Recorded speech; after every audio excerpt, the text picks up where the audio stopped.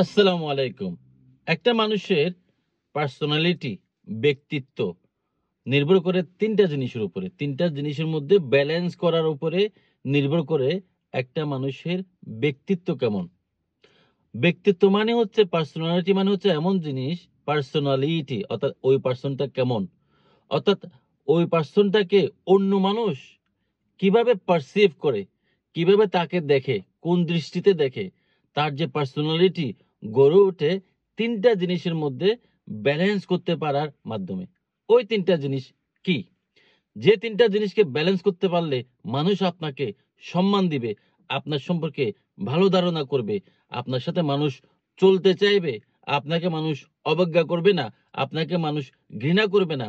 Personality, সুন্দর personality গড়ে তোলার জন্য কোন ৩ টা জিনিস সম্পর্কে আপনাকে জানতে হবে, কোন ৩ টা জিনিসের মধ্যে আপনাকে ব্যালেন্স করতে হবে।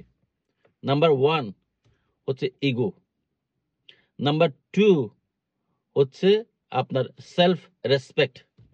নাম্বার 3 হচ্ছে কম্প্রোমাইজ।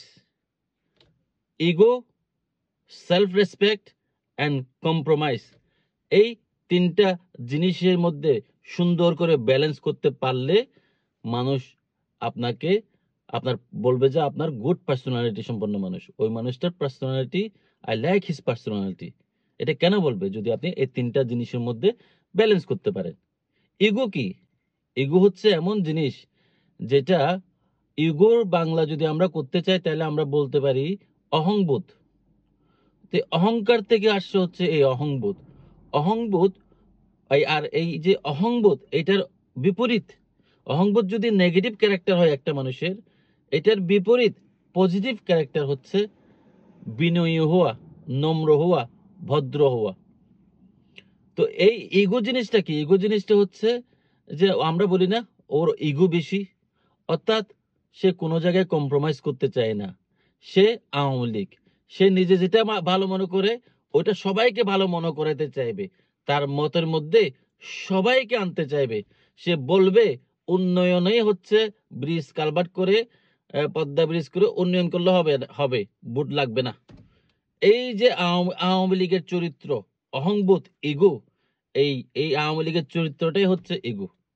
এজন্য প্রত্যেক মানুষ যারা আওয়ামী লীগ করে তাদের মধ্যে অহংবোধ দেখবেন আপনি। এখন সময় এসছে আওয়ামী লীগ যারা করে তাদের বিনয়ী হওয়া। বিনয়ীতা আসা হচ্ছে পড়াশোনা থেকে, বিনয়ীতা আসা হচ্ছে মানুষের গভীর প্রজ্ঞা থেকে। তো আপনি যদি পড়াশোনা করেন, ভালো মানুষের সাথে মিশেন, যে মানুষটা সমাজে যত বেশি উপরে সে তত বেশি বিনয়ী হয়। যে মানুষটা ছোট, যে মানুষটার মেন্টালিটি ছোট, হ্যাঁ, সে তত বেশি অহংবোধ হয়, ইগোইস্টিক হয়। ডক্টর ইউনূস পাঞ্জাবি পরে আর একটা ফতুয়া পরে পুরো বিশ্ব দুনিয়া ঘুরে বেড়াচ্ছে। মার্ক জুকারবার্গ টি শার্ট পরে ঘুরে বেড়াচ্ছে। ওদের মধ্যে কোনো অহংবোধ নাই, কারণ they are top top of the world. এজন্য আপনি যদি পার্সোনালিটি ভালো করতে চান, আপনাকে ইগো কমাতে হবে, আপনাকে বিনয়ী হতে হবে। আর এটার সাথে যে আমি সেকেন্ড গুণের কথা বললাম, কম্প্রোমাইজ। যে মানুষটা যত বেশি ইগোইস্টিক সে তত বেশি কম্প্রোমাইজ করতে পারে না। সমাজে কম্প্রোমাইজ মানে কি? কম্প্রোমাইজ শব্দটার অর্থ হচ্ছে যে আমি দুটা মানুষের সাথে চলতে চাই, তো আমি মনে করতেছি এই গুলিস্তান থেকে শাহবাগ যেতে আমি এই রুট দিয়ে যাব, কিন্তু আমার সাথে যে দুজন বান্দা আছে তারা তাদের মতো করে যুক্তি দাঁড় করানোর জন্য এখান থেকে এদিকে না গিয়ে ওদিক দিয়ে গেলে মনে হয় আমরা একটু 5 মিনিট ডিস্টেন্সে 5 মিনিট আগে যেতে পারবো। আরেকজন বলতেছে না, ওইখানে চোর ডাকাত বেশি, যদিও 5 মিনিট আগে যেতে পারবো, কিন্তু আমাদেরকে 10 মিনিট দেরি হলে অন্য রাস্তা দিয়ে যাওয়া উচিত। এই যে সবার সাথে মিলেমিশে কনসালটেটিভ অ্যাপ্রোচে একটা সিদ্ধান্ত নেয়া, এবং আমার মতের বিপরীতে গেলেও আরেকটা মানুষ যদি যুক্তিসঙ্গতভাবে একটা ভালো যুক্তি দেয়, তার যুক্তিকে মেনে নেয়া, that is called compromise. Compromise শব্দটাকে আরেকবার যদি বলি, পৃথিবীতে আপনি যেভাবে চান ওভাবে সবকিছু হবে না। আপনি যেভাবে চান ওভাবে আপনার মা, আপনার বাবা, আপনার ভাই, আপনার বোন, আপনার বন্ধু বান্ধব ওভাবে চলবে না।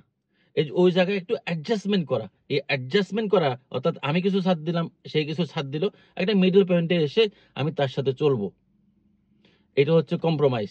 সমাজের মধ্যে হয়তো দেখা যাচ্ছে মাসে আপনি একবার দাওয়াত দিচ্ছেন, অন্য আরেকটা ভাবে হয়তো ৫ মাসেও দাওয়াত দিচ্ছে না। আপনি হয়তো আউটগোয়িং একসাথে ঘুরতে পছন্দ করেন বাইরে, কিন্তু আপনার বন্ধুটা বাইরে ঘুরতে পছন্দ করে না। আপনি সপ্তাহে আপনারা হয়তো ৫ বন্ধু মিলে মাসে ৪ বার যাচ্ছেন, কিন্তু আরেক বন্ধু হয়তো মাসে ১ বারও যাচ্ছে না। ওর আউটগোয়িং না, ওর যেতে ইচ্ছা করে না। ওকে ওর অবস্থায় রেখেই ওর সাথে অ্যাডজাস্ট করতে পারা, ওর সাথে বন্ধুত্বটা রাখা। আমরা সবাই যাচ্ছি, তুমি কেন যাবে না বলে ওর সাথে সম্পর্ক নষ্ট না করা। এটা হচ্ছে কম্প্রোমাইজ।